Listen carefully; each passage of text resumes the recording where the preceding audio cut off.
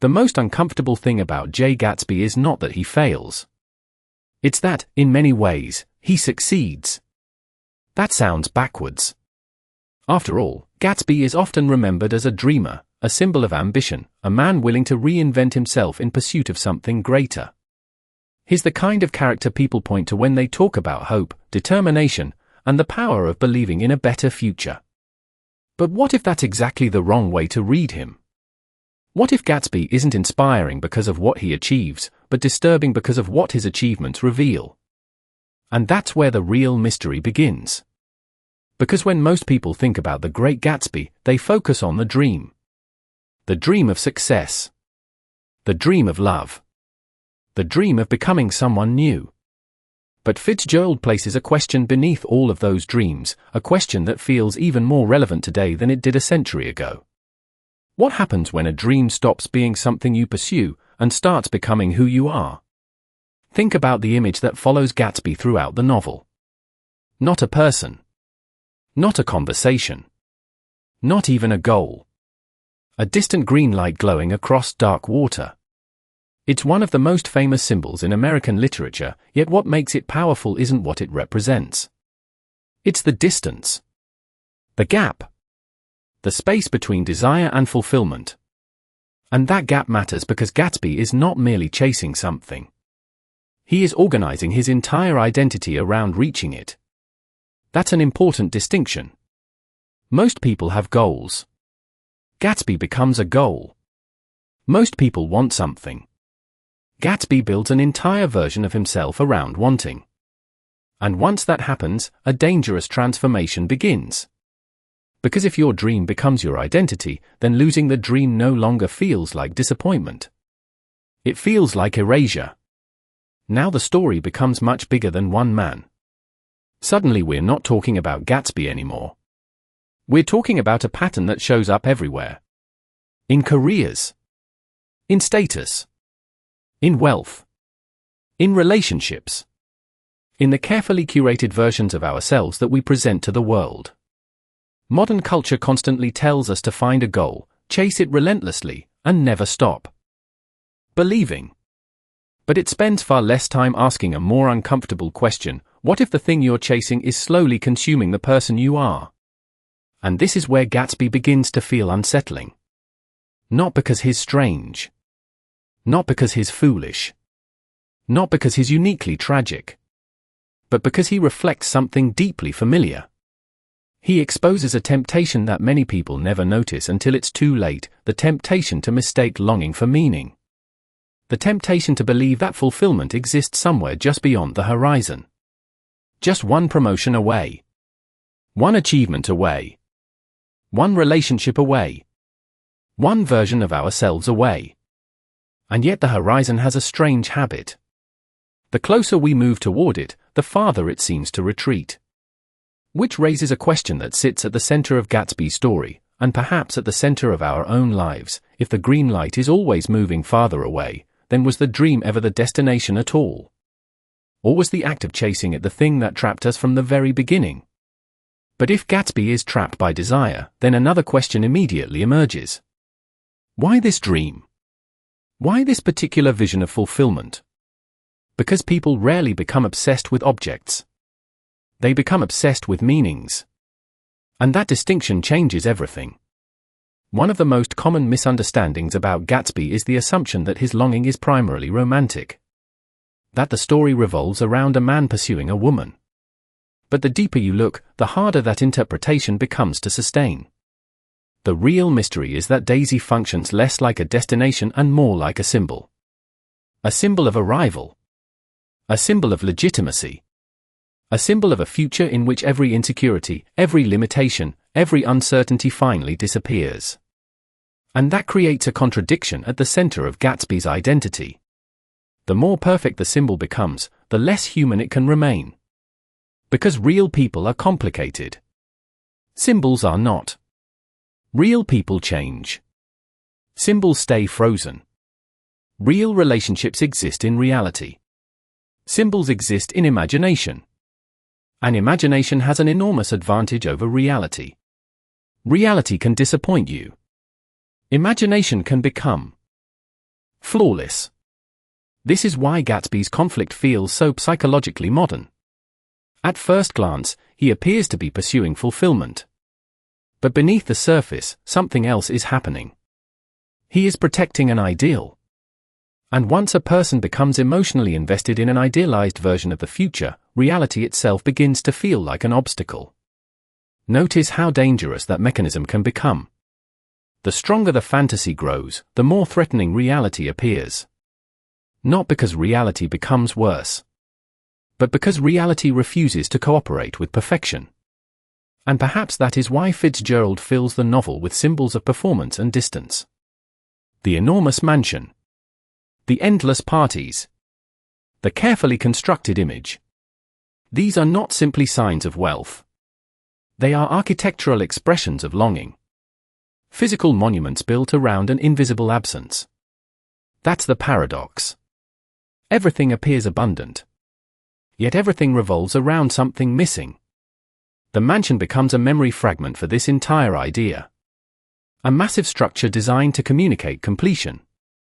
Yet beneath the surface, it reveals incompleteness. The parties become another. Hundreds of guests. Endless attention. Constant activity. And yet very little genuine connection. Presence without intimacy. Visibility without understanding. Achievement without arrival. The contradiction keeps expanding. And once we step back, the scale becomes much larger than Gatsby himself. Because modern culture runs on a similar logic.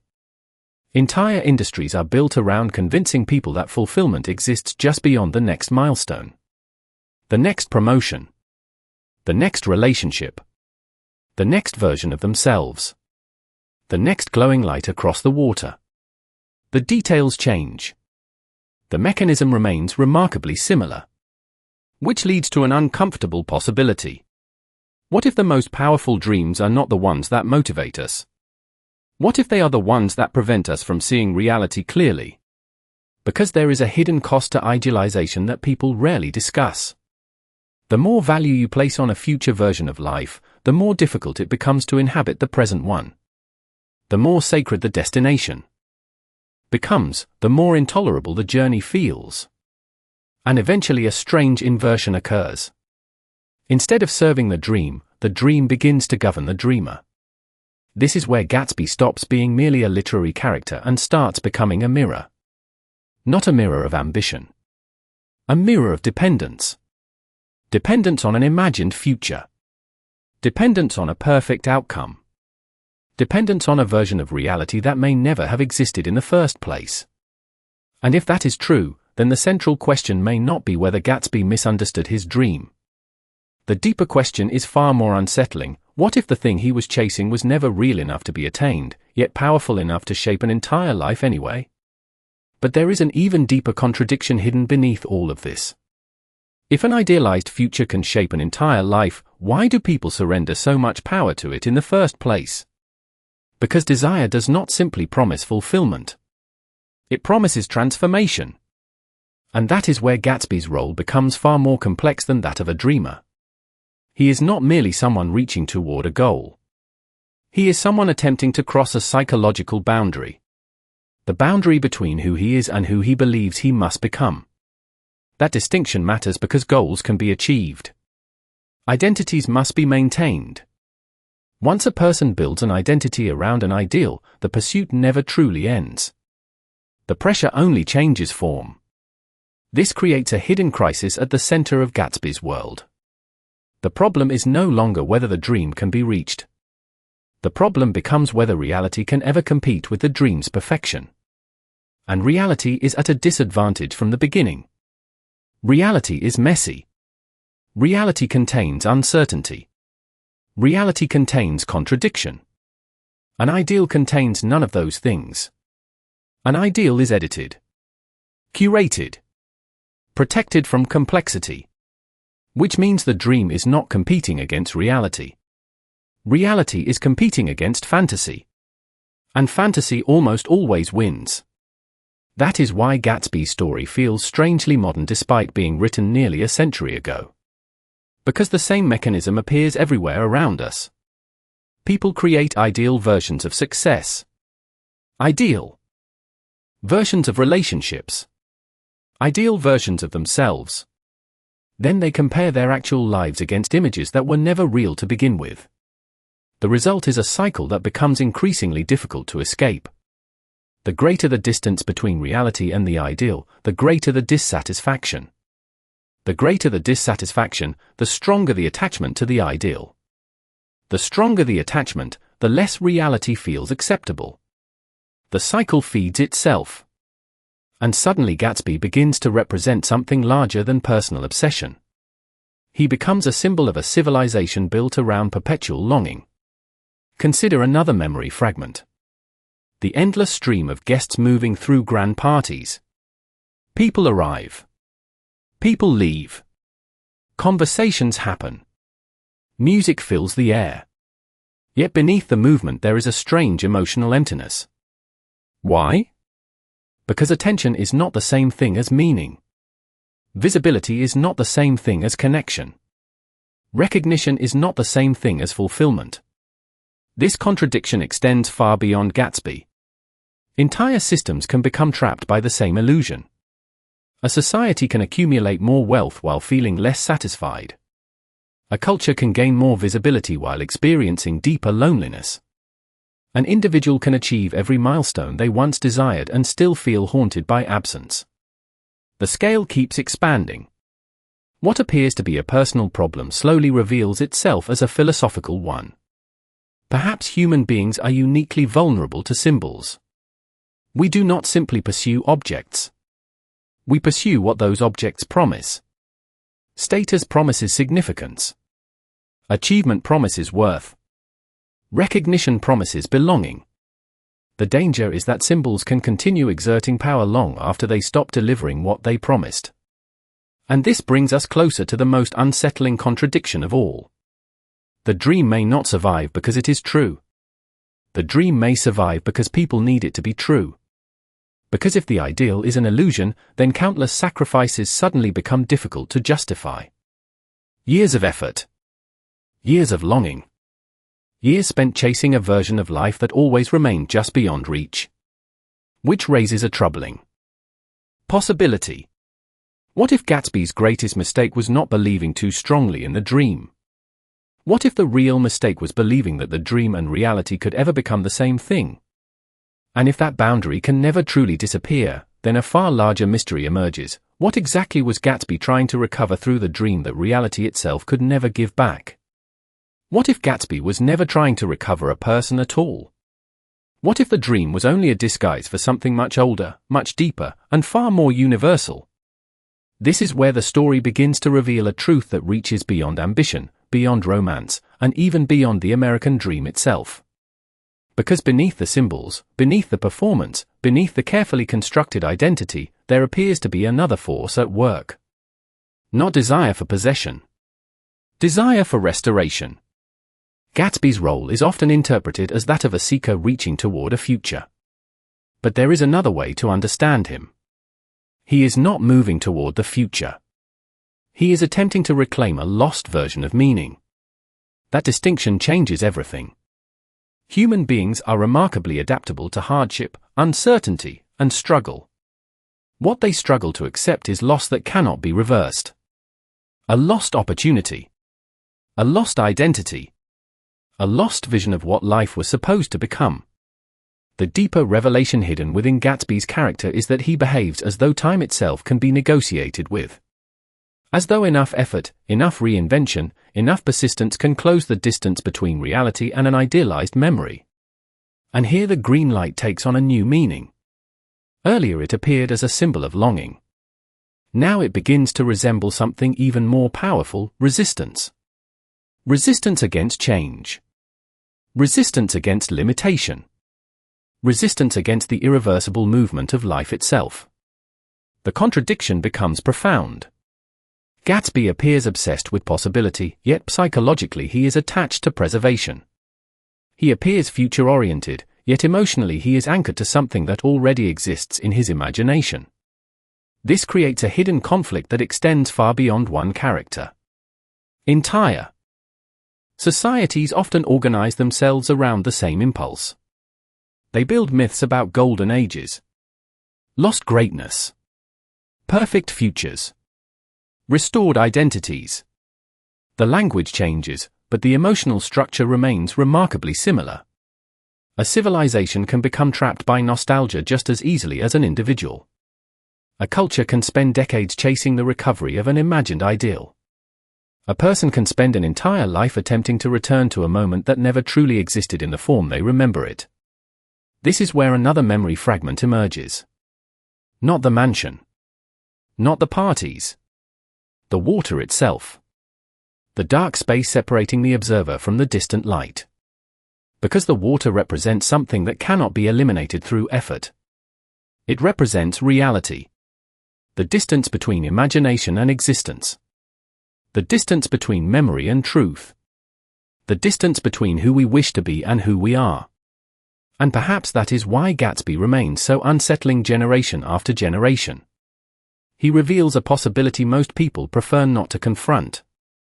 The possibility that some dreams survive precisely because they are unattainable. If they were attained completely, their power might disappear. If they became reality, they would be forced to surrender their perfection. Which leads to a revelation that quietly transforms everything we have explored so far. Perhaps the dream was never protecting Gatsby from failure. Perhaps it was protecting him from something even more frightening. The need to discover who he would be if the dream no longer existed. And if that is true, then the central conflict may not be between desire and reality at all. It may be between identity and emptiness. Because the moment a person stops chasing the dream, another question emerges from the darkness: what remains when the thing that gave your life meaning turns out to be only a symbol? If the dream was only a symbol, then what was it actually hiding? What was the deeper force shaping Gatsby's identity from the very beginning? The answer may be far more uncomfortable than the idea of ambition, romance, or even obsession. The deepest revelation hidden within Gatsby's character is that his true pursuit is neither success nor love. It is self-completion. Gatsby is not fundamentally chasing an object in the world. He is chasing a feeling about himself. This is the crucial distinction that transforms the entire story. Most people assume desire works from the outside inward. We see something valuable, we pursue it, and we hope it improves our lives. Gatsby reveals a different mechanism. Sometimes people create an image of who they wish they were, and then spend years searching for symbols capable of making that image feel real. Suddenly every major element begins to align into a single pattern. The mansion is no longer primarily about wealth. It becomes a monument to self-validation. The parties are no longer about celebration. They become attempts to generate significance. The distant light is no longer simply a dream. It becomes evidence in a personal trial, proof that the ideal self still exists somewhere beyond reach. This is why Gatsby remains such a powerful literary figure. His role is not merely to represent longing. His role is to expose a hidden vulnerability in human nature. Human beings often believe they are pursuing goals when they are actually pursuing psychological completion. They believe they want achievement, recognition, status, admiration, or success. Yet beneath those desires lies a quieter question: will this finally make me enough? That question changes everything. Because no external achievement can permanently answer an internal uncertainty. The consequence is profound. The individual becomes trapped in a cycle where every victory creates temporary satisfaction but never permanent resolution. The symbol changes. The mechanism remains. One milestone becomes another. One achievement creates the need for a larger one. One dream generates the next dream. The pursuit continues because the real problem was never located in the external world to begin with. This is the insight many readers overlook. Gatsby does not fail because he reaches too little. He fails because he asks the dream to perform a task no dream can perform. He asks it to create identity. He asks it to eliminate uncertainty.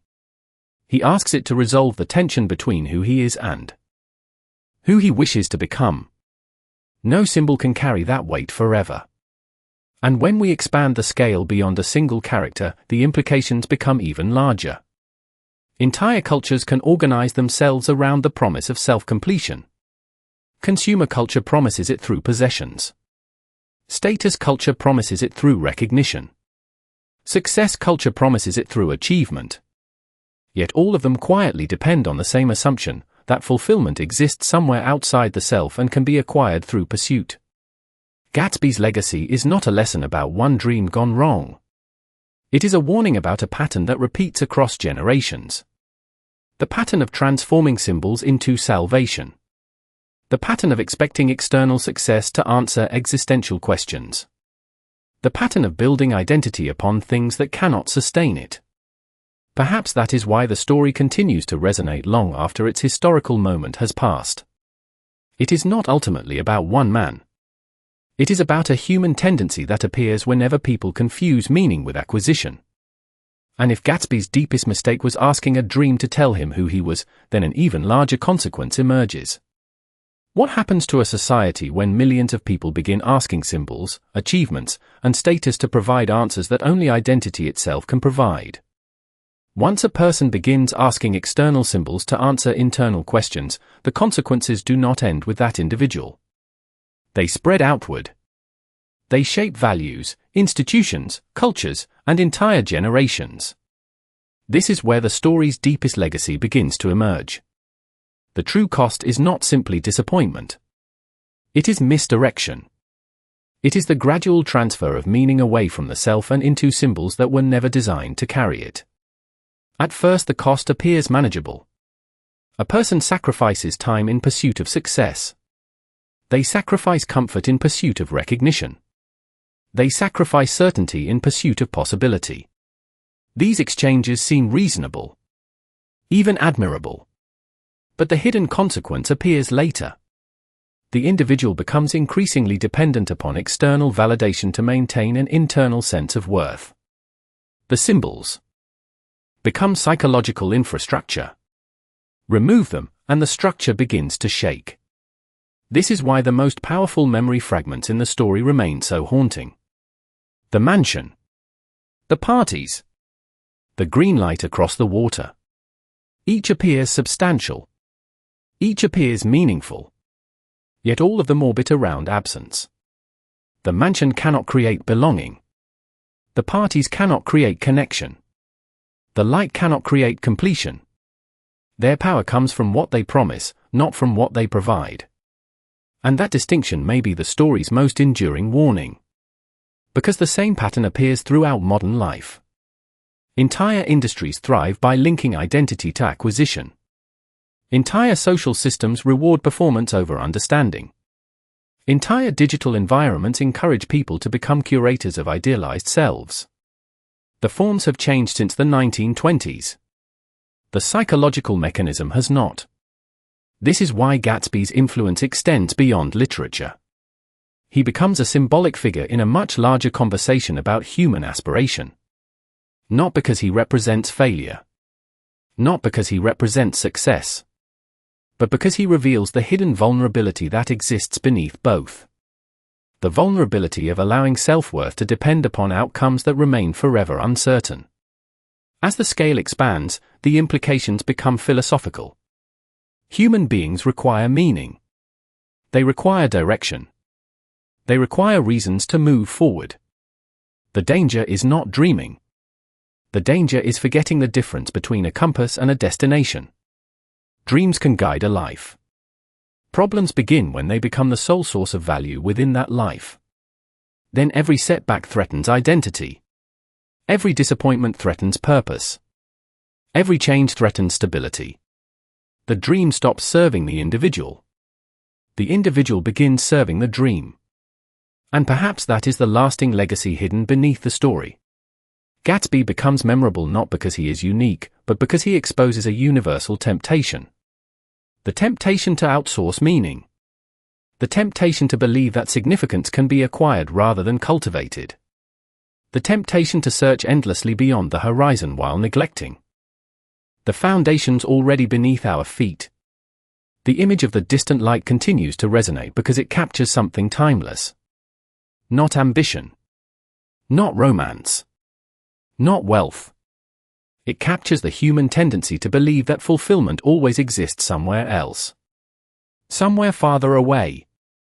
Somewhere just beyond the next achievement, the next transformation, the next version of ourselves. Yet if every generation inherits that belief, another question emerges. A question that remains unresolved long after the story ends. If human beings are naturally drawn toward distant symbols of completion, then how can anyone distinguish between a dream that gives life meaning and a dream that quietly consumes it from within? Perhaps that is why this story continues to endure long after the era that produced it has disappeared. Not because it offers answers, but because it exposes a tension that never seems to leave the human experience. Every generation inherits new technologies, new ambitions, new opportunities, and new symbols. Yet beneath those changing forms, the same questions remain. What makes a life meaningful? What makes a person whole? And how much of what we pursue is genuinely ours, rather than something we have been taught to desire? The lasting power of Gatsby does not come from his success, his failure, or even his dream. It comes from the strange recognition that occurs when we see a piece of ourselves reflected in him. Not necessarily in his circumstances, but in his orientation toward life. The willingness to believe that fulfillment exists just beyond the present moment. Just beyond the next horizon. Just beyond the next transformation. And perhaps that is why the story's most memorable images continue to linger in the imagination. The green light across dark water. The vast mansion standing as proof of an invisible longing. The crowded rooms unable to eliminate a deeper absence. These are not merely literary symbols. They are emotional landscapes. They represent experiences that many people recognize but struggle to describe. The experience of reaching for something that seems capable of completing us. The experience of discovering that achievement and meaning are not always the same thing. The experience of realizing that external success can answer many questions while leaving the most important ones untouched. Yet there is something profoundly human in that struggle. The story does not ask us to abandon dreams. It does not ask us to reject ambition. It does not ask us to stop imagining better futures. Instead, it quietly invites us to examine the relationship between our dreams and our identities. To ask whether the things we pursue are enriching our lives or defining them. To ask whether our aspirations are serving our humanity or replacing it. That distinction may be the story's deepest legacy. Not a lesson about wealth. Not a lesson about romance. Not even a lesson about success. A lesson about proportion. About remembering that symbols have power, but they are not meaning itself. That goals can provide direction, but they cannot provide identity. That the future can inspire us, but it cannot tell us who we are. And perhaps the most enduring insight emerges when we look once more at that distant light. Not as a promise. Not as a destination. But as a reminder. A reminder that human beings will always be drawn toward horizons. We are creatures of imagination. We dream. We project. We hope. We reach beyond what is. There is beauty in that impulse. There is danger in it as well. The challenge has never been learning how to chase a dream. The challenge is learning how to remain fully human while doing so. Because in the end, the question left behind is larger than any character, larger than any era, and perhaps larger than any single story. If meaning cannot be found entirely in what lies ahead of us, and fulfillment cannot be permanently secured through what we acquire, then where should we look for the part of ourselves that no dream, no symbol, and no distant light can ever complete?